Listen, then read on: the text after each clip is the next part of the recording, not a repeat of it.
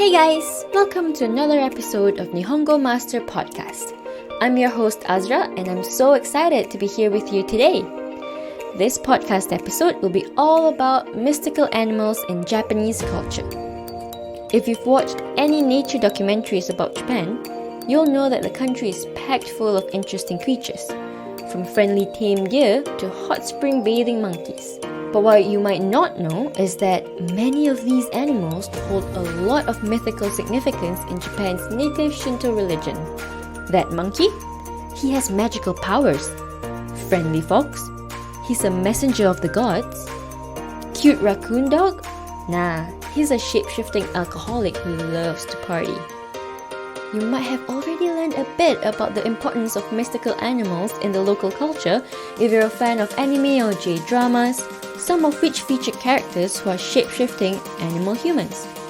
The otherworldly creatures of ancient religion have evolved from myths and legends to icons of pop culture. Where do you think the idea of Pokemon came from? There are tons of Japanese mystical animals, but today, I'll talk about 4 that hold a special spot in Japanese culture, along with some useful animal-related language throughout. So keep your ears tuned for some interesting mythical animal vocabulary to add to your dictionaries. And let's go! First, we're heading into the forest and farmlands of Japan to meet our first mythical Japanese animal, the Kitsune, which is Japanese for fox.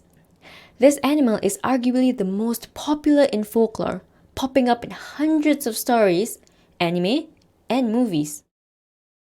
The word Kitsune is said to be a combination of 2 words, kitsu, which is similar to the sound made by a fox, but can also mean come back, and tsune, which has the same meaning as always. In ancient times, the name was chosen to literally mean one that always comes back, which is a recurring theme in many of the legends of the Kitsune. You'll see more than a few Shinto shrines with the Kitsune being represented as a pair of proud and stately fox statues flanking the entrance. That's because these animals, specifically the white Kitsune, are actually messengers for Inari, the god, or kami, of rice and the harvest. In a nation which was once made up mostly of small farming communities, the god of rice is a pretty big deal, and his foxy messengers were thought to ward off evil. Maybe because foxes in the fields would literally chase off the rats and mice who could ruin a farmer's crop. Kitsune are seen as intelligent and magically powerful in Japanese folklore, able to shapeshift into human form, with the shape of a beautiful woman being their favorite.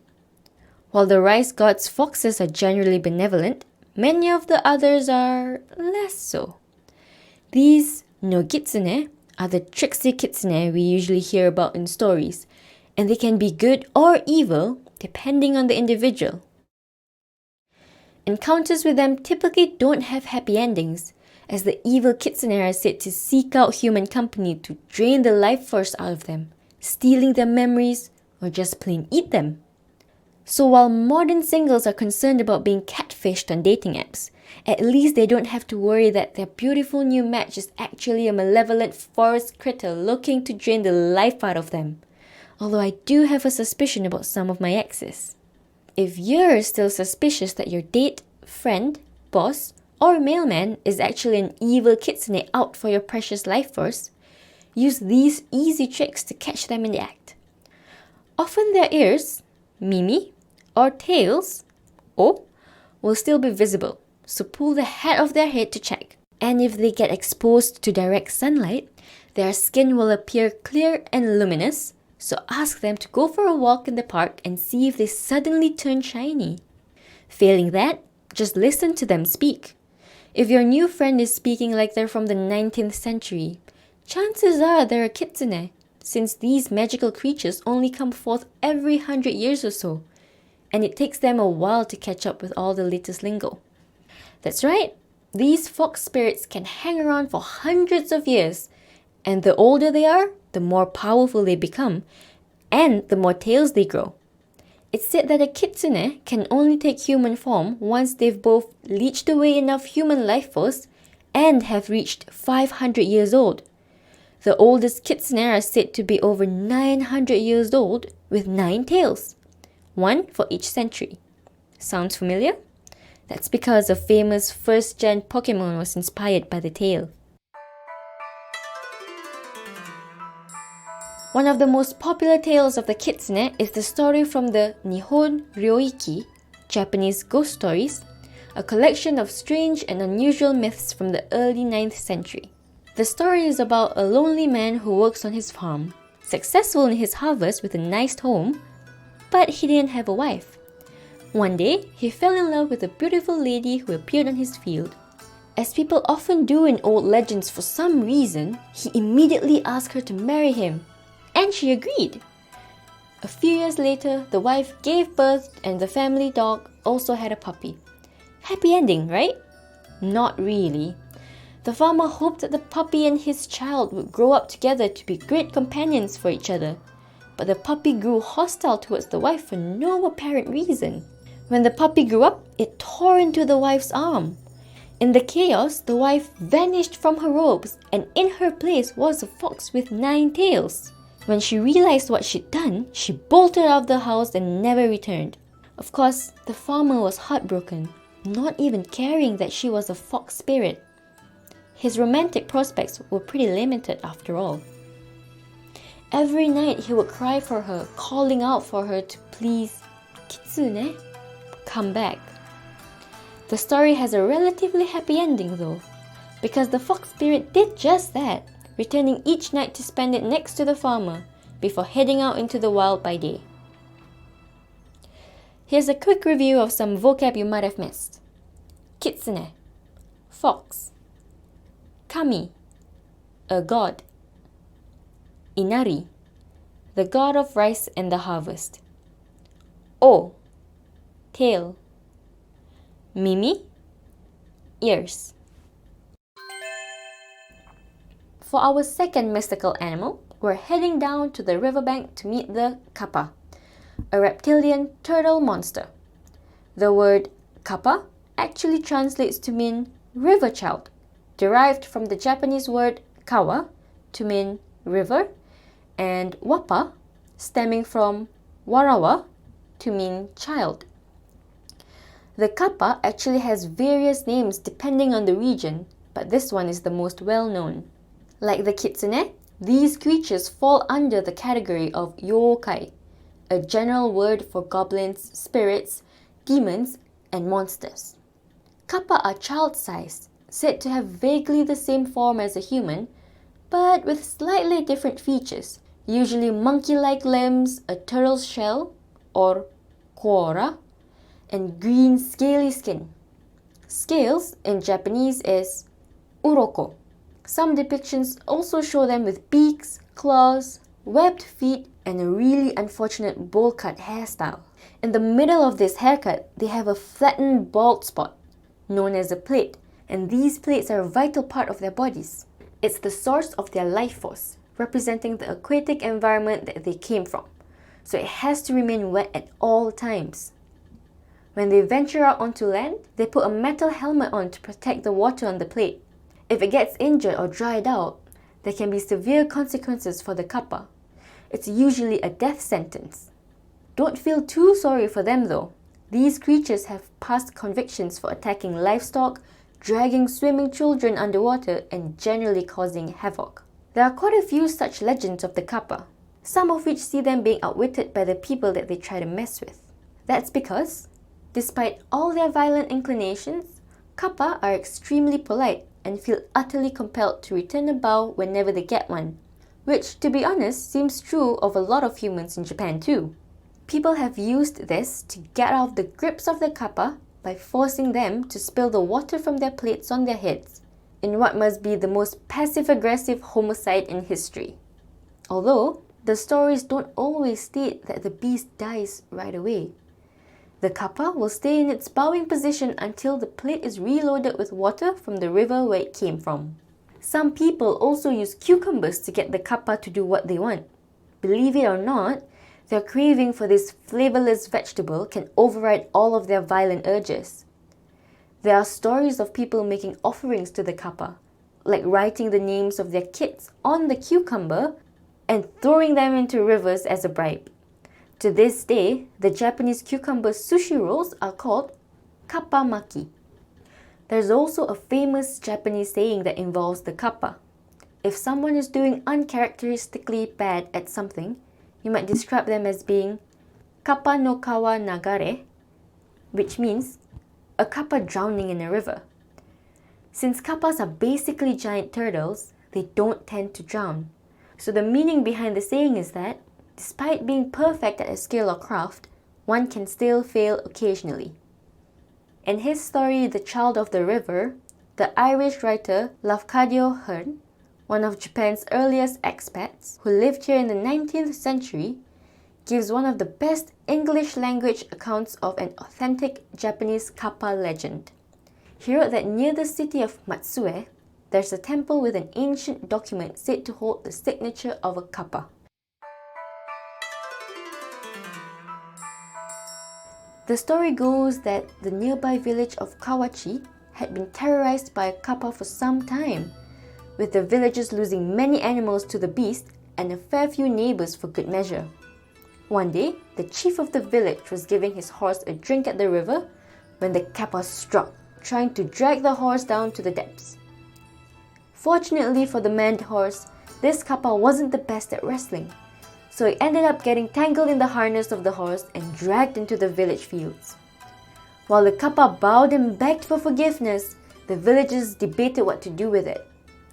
In the end, they decided that, since kappa are suckers for formality, they would have it sign a sworn oath to keep its scaly fingers away from every person, animal, and thing in the village.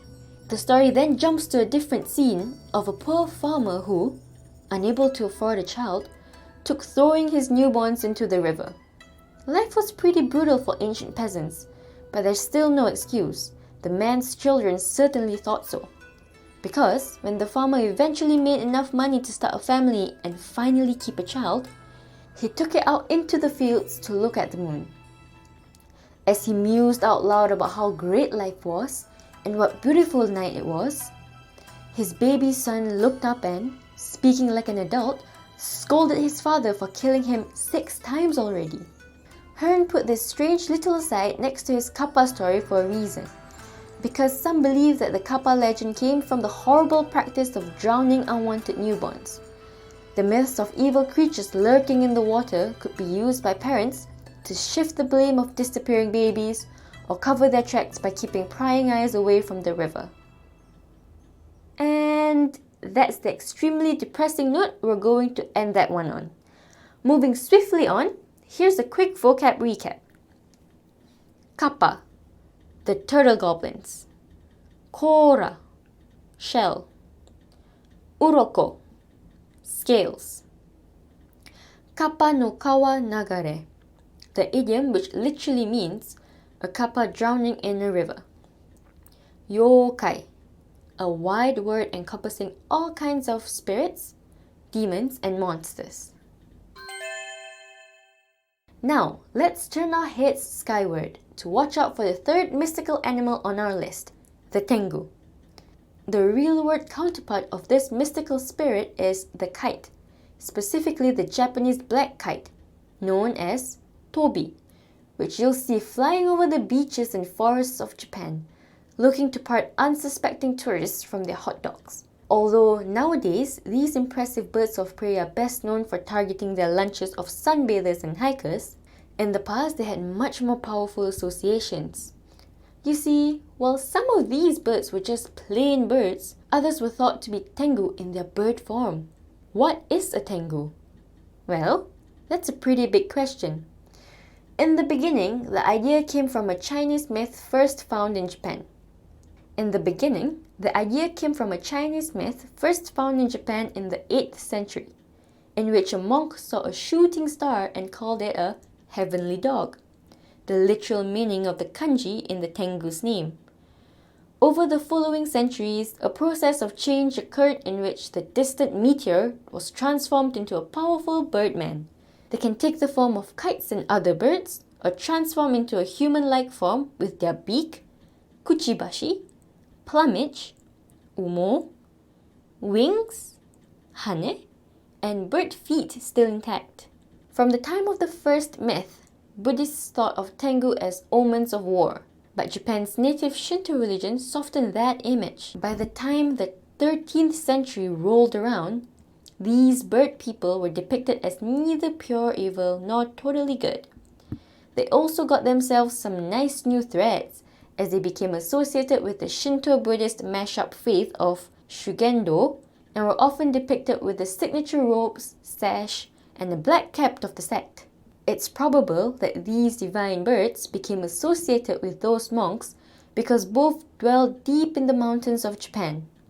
From then on, rather than a flash of light in the sky, tengu were a key part of Japanese folklore, ready to flaunt their magical powers throughout dozens of popular legends.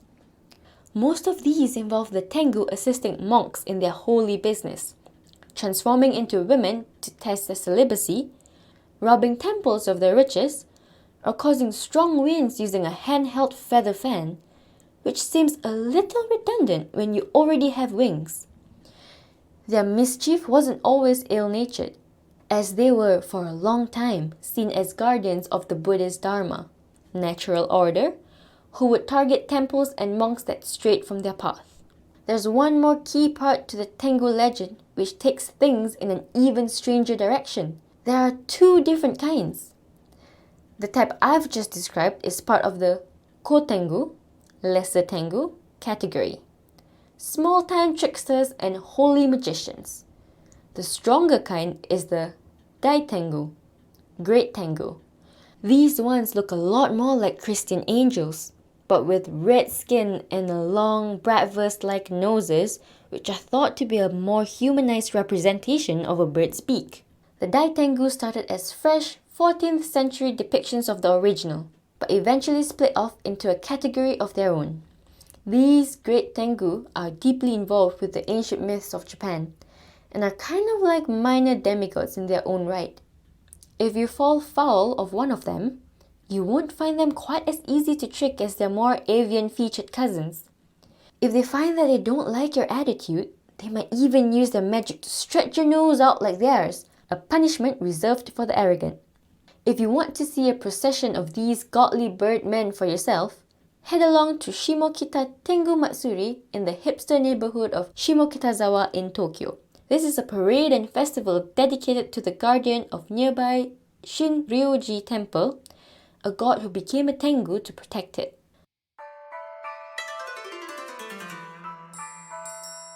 There are so many stories about the tengu, but one of the most famous recent ones is the Tonda Otoko, the man who flew.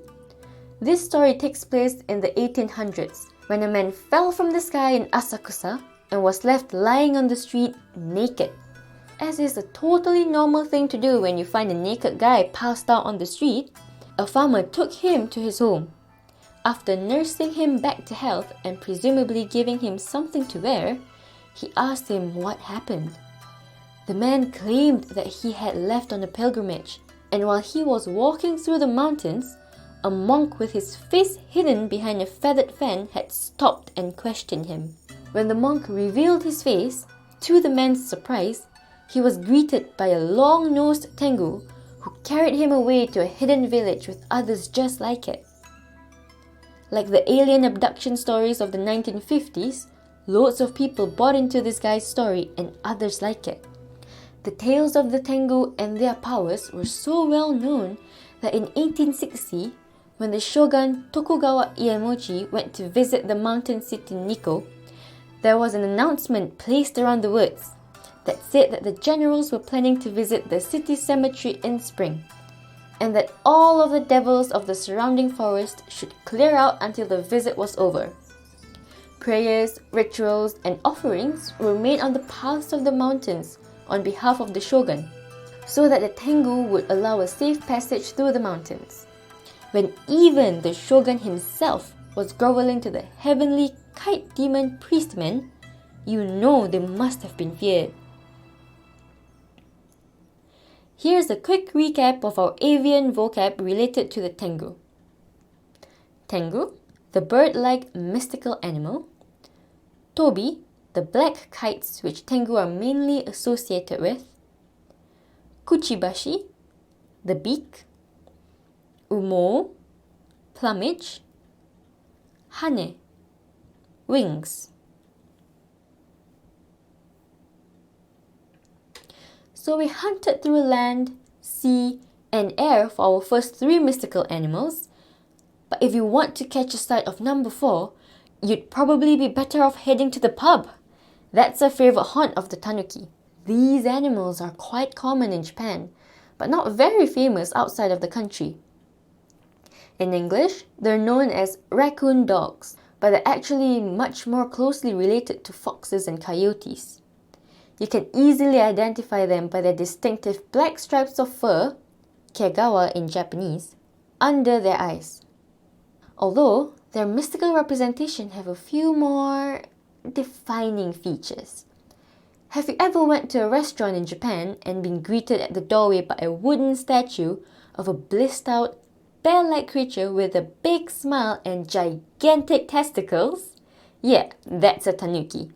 The statues are especially ubiquitous in Kyoto, and they show them standing on their hind legs with a chubby belly from all the eating and drinking they love to do, which is why many tourists mistake them for bears. There are many different depictions of the tanuki, but common motifs include human clothes, flasks of sake, and bags of gold. Oh right, the testicles. I almost forgot.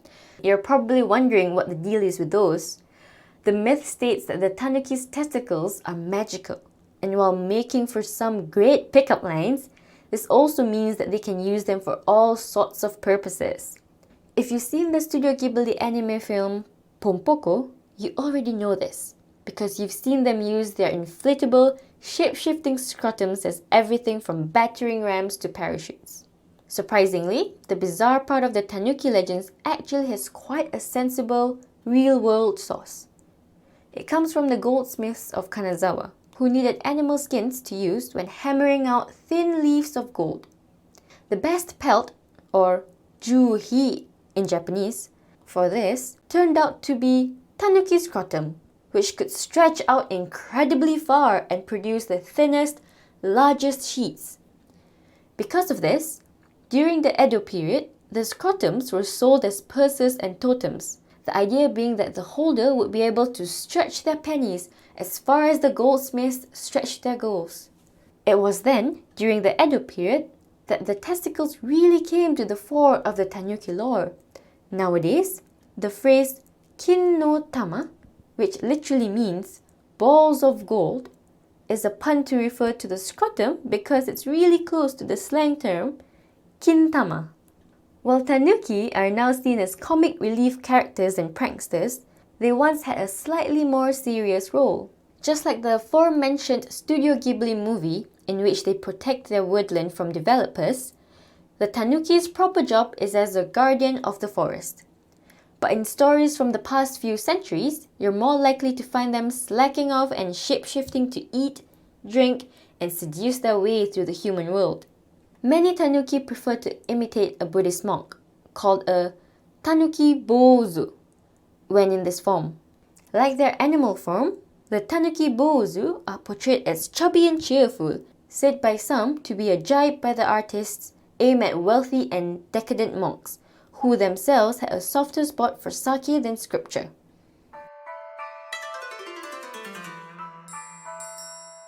Written tanuki stories in Japanese folklore stretch all the way back to Nihon Shoki, the Chronicles of Japan, written in 720.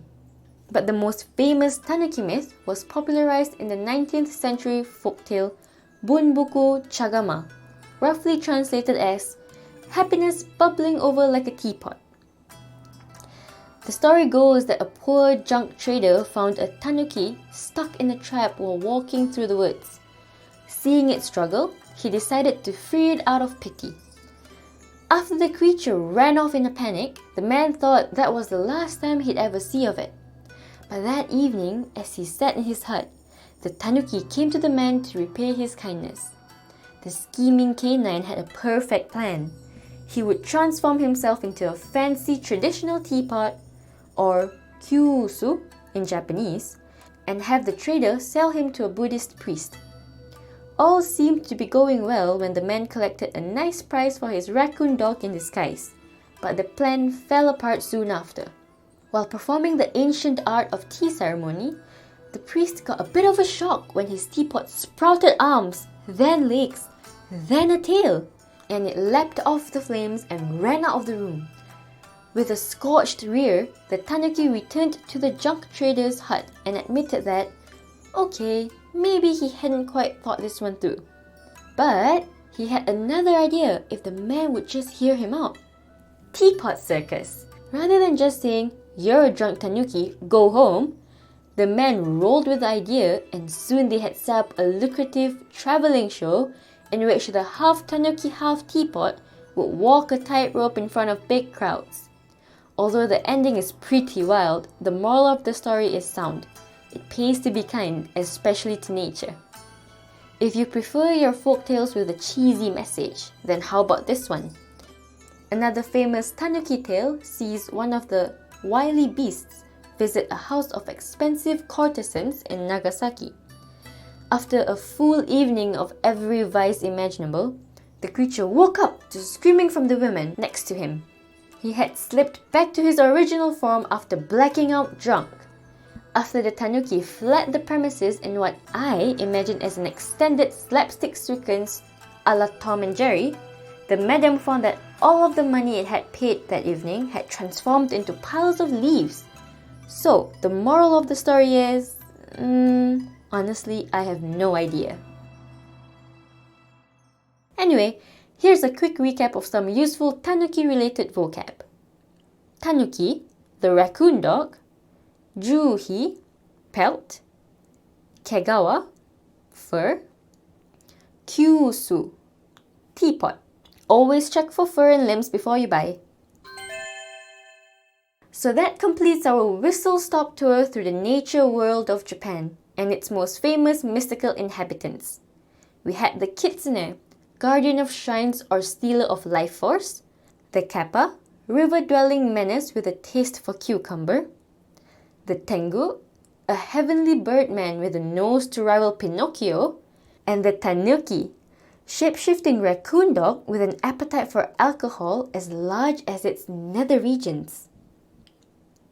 With each mystical animal, I hope you caught a few new keywords that'll boost your Japanese language skills, even if just a little. If you're feeling inspired to pick up some more Japanese for yourself, you can find us on Twitter, Facebook, Instagram, and the official website to learn more about the awesome online language lessons which Nihongo Master offers. Thank you so much for listening in, and I'm looking forward to the next one. I hope that you'll join me then as well. Mata ne!